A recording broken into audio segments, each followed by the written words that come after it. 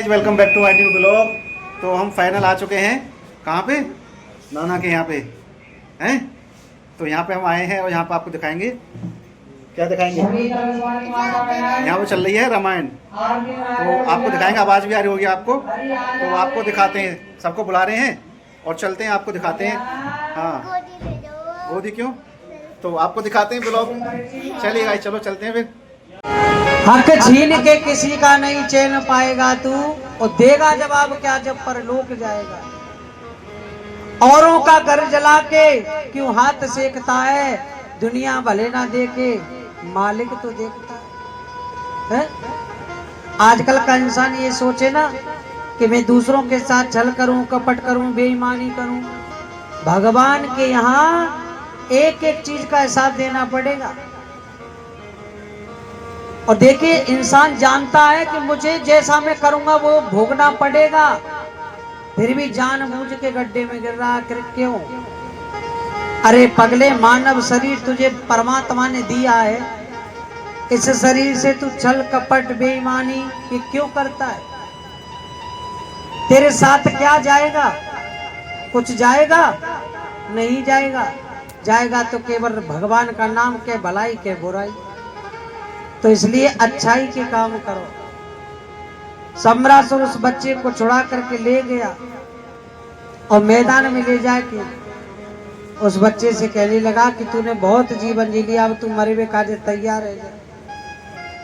तो आज प्रद्युम्न ने आकार बढ़ाया और आज सम्रासुर और प्रद्युम्न में भारी युद्ध होने लगा। तो सम्रासुर में एक ऐसा घूसा मारो कि आज सम्रासुर का वध हो गया। एक चीज बताओ मैया, आज तो तुम कछु सुस्ती ज्यादा ही फैला रही, ना तो भजन में ताली बजा रही, ना जयकारो लगा रही। सुनो, आज और ताली बजा लो, सौगंध खा के कह रहा हूँ, कल तक काऊते ना कोई, किसी से नहीं बोलूंगा कल से। हाँ, तो आज सुखदेव स्वामी कहते, परीक्षित, इस प्रकार से सम्रासुर का वध हुआ है। तो इतने में परीक्षित ने हाथ जोड़ करके कहा कि प्रभु, मेरी एक निवेद विनती है तुमसे। बोले क्या? बोले मुझे ये बताओ कि कन्हैया ने अपने जीवन में कितने विवाह किए थे? तो सुखदेव स्वामी कहते, परीक्षित, कन्हैया ने आगे जा करके 16,108 विवाह करे। इतने में परीक्षित घबरा गए।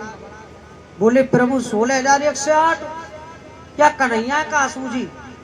अरे 100 कर ले तो, 2 से कर ले तो, 5 से कर ले तो 16,108। और आजकल को व्यक्ति एक ही पत्नी के मारे दो को डोले जैसी ढोलक वारो है। तो यह कन्हैया पे का बीत रही होगी। और एक पत्नी के संग यदि एक दना रहेगो तो 16,108 पत्नी के संग 16,108 दनी चाहिए। तो सुखदेव स्वामी कहते, परीक्षित, इनमें से सत्यभामा, मित्रविंदा, कालिंदी आदि 8 पटरानियां थी और 16,100 रानियां थी। अच्छा, ये 16,100 विवाह कैसे हुए? कि एक राजा था, उसने क्या किया, 16,100 गोपियों को बंदी बना लिया और बंदी बनाकर उन पे अत्याचार करने लग गया, जुल्म ढाने लग गया। तो जी बात मेरे ठाकुर जी को पता चली कि ये राजा इन पर जुल्म ढाता है। तो कन्हैया ने उस राजा से युद्ध करके उन गोपियों को छुड़ा लिया।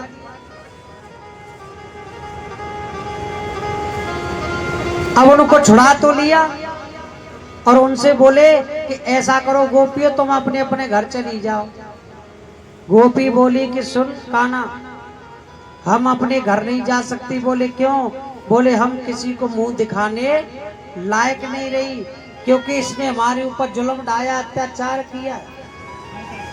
और अगर हम घर भी चली गई तो कोई हमें स्वीकार नहीं करेगा, और घर वालों ने भी स्वीकार कर लिया तो कोई हमसे शादी नहीं करेगा। तो कन्हैया बोले कि गोपियों, तुम अपने घर जाओ, अगर तुमसे कोई शादी नहीं करेगो तो मैं तुमसे शादी करूंगा। और कहते ना, जिसका कोई नहीं होता उसका भगवान। तो आज सुखदेव स्वामी कहते, परीक्षित, 16,108 विवाह हुए तो धीमे धीमे समय बीतता गया। तो देखो मैं तो पढ़ो लिखो उतना हूँ, 8 में 8 बार फैला हूँ। ध्यान से बताइयो कि आगे जाकर के एक पत्नी के गर्भ से 10 पुत्र हुए।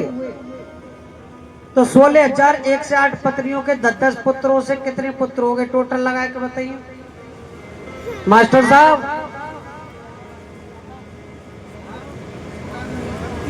है हाँ मतलब अच्छा अंगूठा लगाए फौजी साहब कितने है गए?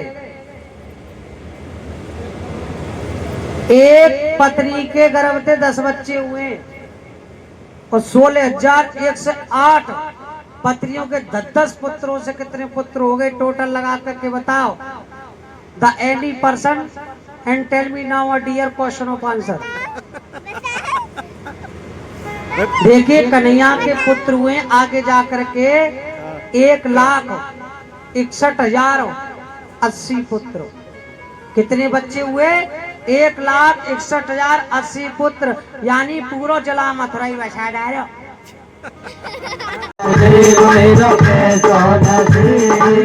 याद तुम्हारी याद तुम्हारी याद तुम्हारी आवेगी मेरो कैसो नसीब मेरो कैसो नसीब। ओ याद तुम्हारी आवेगी मेरो कैसो नसीब मेरो कैसो नसीब।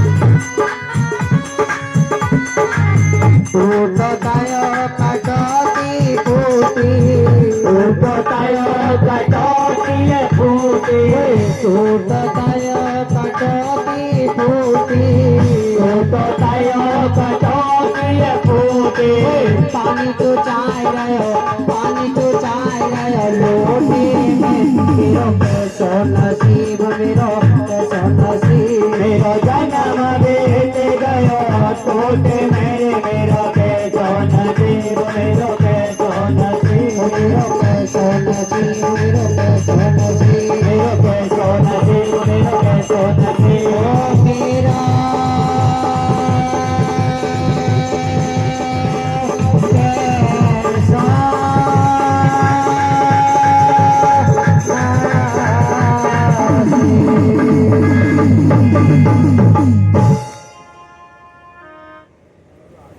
तो गाइज आज के ब्लॉग में बस इतना ही।